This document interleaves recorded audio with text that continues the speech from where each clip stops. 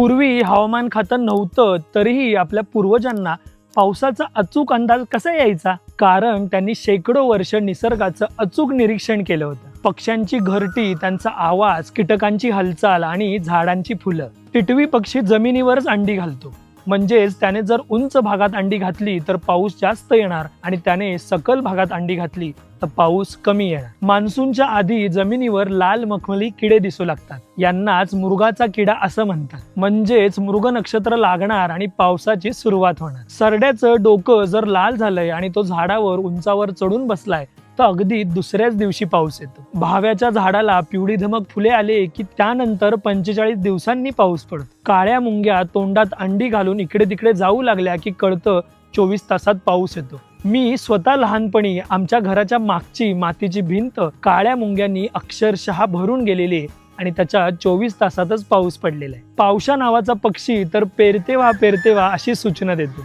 पावसाच्या सुरुवातीला चातक ओरडू लागतो. होळीचे वारे, अक्षय तृतीयेचा मुहूर्त, सूर्योदय, चंद्रोदयाचे रंग, नक्षत्रांच्या म्हणी अशा असंख्य गोष्टींवरून पावसाचा अचूक अंदाज बांधता येतो. तुमच्याकडे सुद्धा अशी नक्की माहिती असणार. मग आजच आजीला विचारा आणि कमेंट जरूर करा. अशा नवनवीन माहितीसाठी PIP ॲग्रोला फॉलो करा आणि हा व्हिडिओ शेअर करायला विसरू नका. धन्यवाद.